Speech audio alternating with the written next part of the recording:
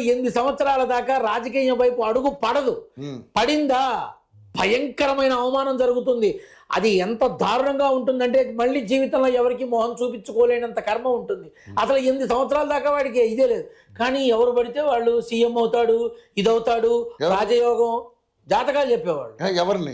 అల్లు అర్జున్. అల్లు అర్జున్ బాబా CM అక్కడ దాకా తీసుకెళ్ళిపోయారు.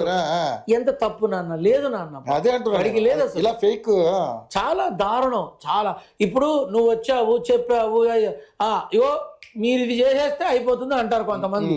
అవ్వలేదు అనుకో, మేమేం చేస్తాం, మీరు ఇచ్చిన డీటెయిల్సే, మీరు చెప్పినవే, దాన్ని బట్టి ఇది చెయ్యాలి అన్నాం. ఇప్పుడు కాలేదు, మేమేం చేస్తాం, మీ కర్మ, కాకపోతే మా తప్పే ఉందని. మీ జాతకం అలా తగలడింది అంటారు. మీ తప్పు, మీరు ఇచ్చిన వివరాలు తప్పు, నా తప్పు కాదు, నేను కరెక్ట్గా చేశా, మీ కర్మ, కాకపోతే మీరు, కాబట్టి మీరు తప్పిచ్చారు, ఈసారి కరెక్ట్గా తీసుకురండి చేద్దాము అని అంటాడు. ఇప్పుడు ఎవరు నష్టపోయినట్టు, ఎవరిని మోసం చేస్తున్నట్టు? అంటే ఏంటంటే జాతకం అనేది 100కి 100% అవ్వదు నాన్న. అవ్వదు, 100కి 100% అవ్వదు. అవే కాదు, మనం చేసే క్రతువులు, యజ్ఞాలు, హోమాలు, దానాలు ఇవన్నీ కూడా మానవ ప్రయత్నమే.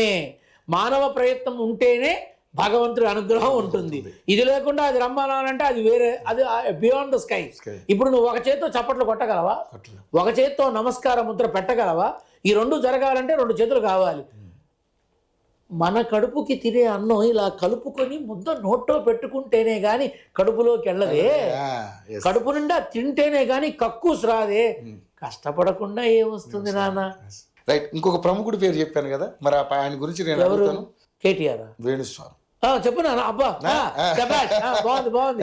ఎందుకంటే కామెంట్స్ లో వీడు నెంబర్ 2 వేణుస్వామి, వీడు వేణుస్వామి అన్న, తమ్ముడా, బాంబర్దా, ఈ రకమైన అబ్బో ఎంత బాగా పెట్టారో అసలు. అద్భుతమైన కామెంట్స్. అబ్బో బ్రహ్మాండం. మరో దొంగ స్వామి వచ్చాడు, మరో దొంగ ముండా కొడుకు వచ్చాడు.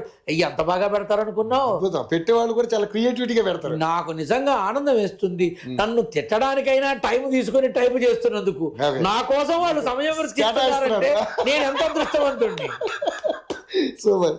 సరే, ఏం కావాలి చెప్పా మనిషి. మీరు ఇంత నిర్భయంగా మాట్లాడుతున్నారు కాబట్టి అసలు వేణుస్వామి గురించి మీరేం చెప్పాలనుకుంటున్నారు? మీ మాటల్లో అడుగుతా ఫస్ట్, తర్వాత నేను గురించి కొన్ని అడుగుతాను. వేణుస్వామి గురించి చెప్పేంత స్థాయిని